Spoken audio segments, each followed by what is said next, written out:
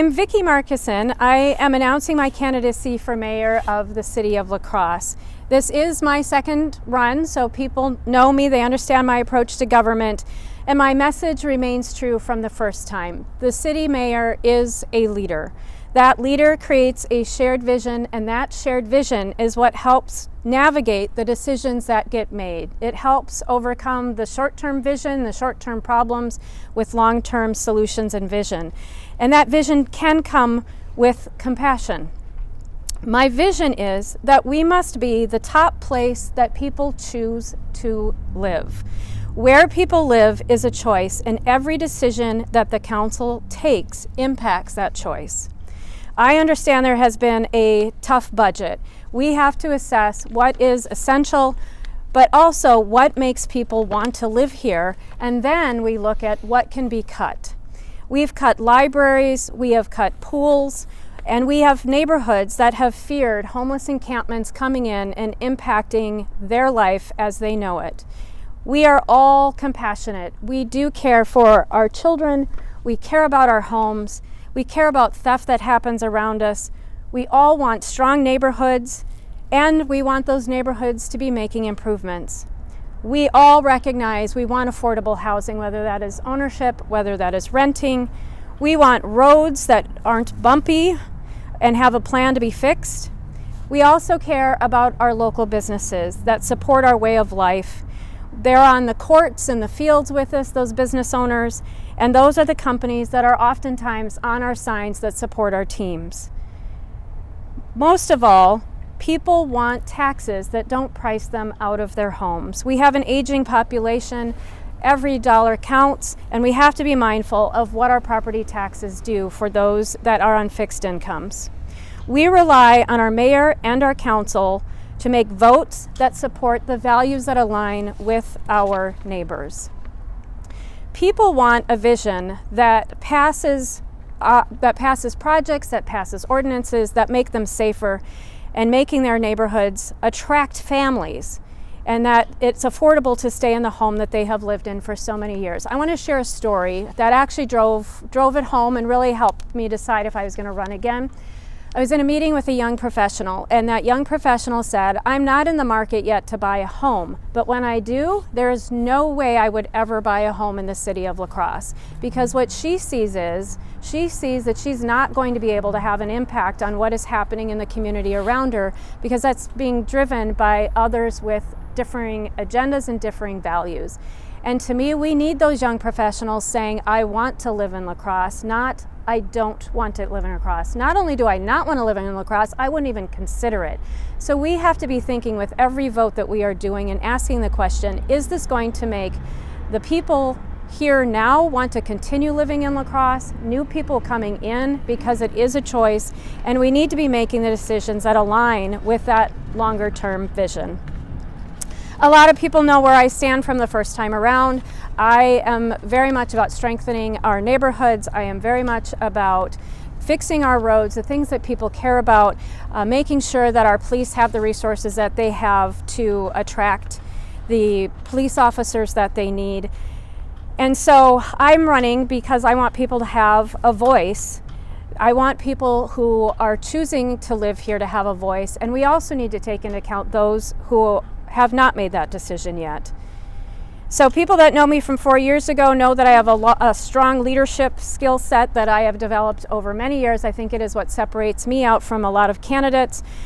Even just since the last time that I ran, I've helped 4 neighborhood groups navigate changes with City Hall. I continue to help put lights in Copeland Park for lights over North La Crosse. I've helped bring the moon tunes to the north side. I've sat on the Economic Development Council and continue to do so. I sit on the tourism board, and now I'm leading workforce development, where I'm helping people get matched to jobs and employers find the people that they need. I think most of the people in our area are open to change if they have a voice in it. I look forward to bringing their voice to City Hall as the next mayor. Thank you. Questions? Yeah. Any major changes from your last campaign to this one that you're planning? You know, here's what I'm looking forward to this time around. We ran in the middle of the pandemic. There was no convening, there was no events, there were no places to really get to know people really well. It was all door to door. And I'm really looking forward to getting out and meeting with people, interacting with people. I thrive in those situations, and that's where you really hear the voices of the people who care about our city and have great ideas of how to make it stronger. What areas, if you can pick a couple, were people really insistent about the first time that maybe didn't get addressed the way you'd like them to in the last 4 years that you're going to make an emphasis on? Obviously, the huge issue the last time around was the homeless. And it was interesting. I was just looking at my campaign this morning of how I ran it last time. And I have a graphic in there that says the solution is not to have this solely funded by the city. This is creating a collaboration between counties and nonprofits, because the beauty of nonprofits, I've ran enough of them, that they have the ability to pull in dollars from outside of our area. And that vision that I had back then is what has come true and is what is moving forward and is proving to be successful. So that's something that was a differential the last time around. Obviously, the city, I think everyone in the city would say there have been a lot of mistakes that have been learned from.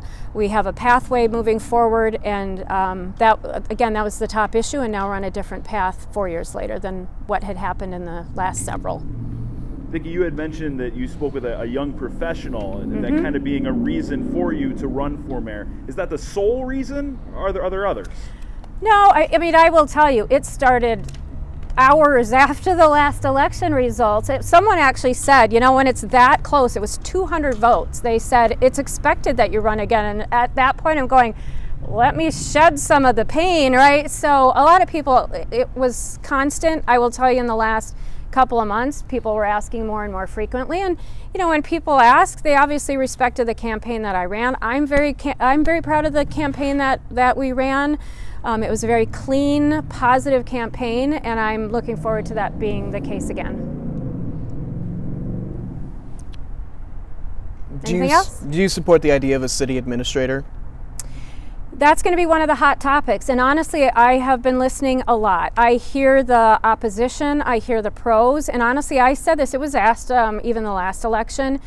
I think a city administrator is critical. If you bring in a city mayor that doesn't have the leadership skills, you need that leadership being helpful with the transition of a new mayor. And so obviously the skill sets that people bring in as the mayor, they vary greatly, and when you don't have as many leadership skills coming in, the need for a city administrator is higher. However, this is a decision, in my opinion, that the public needs to weigh in on and talk to their city council members, because the last time it came before it was a referendum item, was decades ago. So it's a fresh conversation. A couple of times you kind of mentioned the homeless situation and everything we've had going on here the last few months. What is your take on that, and how are you going to work with this situation, because it's been a hot topic in the community? I hate to keep saying during my campaign. So what has happened is what was needed to happen. You got the county health department coming in. During the last campaign, that was the prime language I was using of, we pay, all of us as taxpayers pay the county for that health piece that is being worked on. And so bringing that to the table is critical. I've already expressed concerns to the Pathways Home, again, wearing my workforce development hat of, we have to have prevention measures in place to catch people so they don't become homeless. That's the missing piece that we really need to work on, because I've seen people that are working and they have nowhere to live, and they're just a paycheck away from becoming homeless, and that's the next piece that we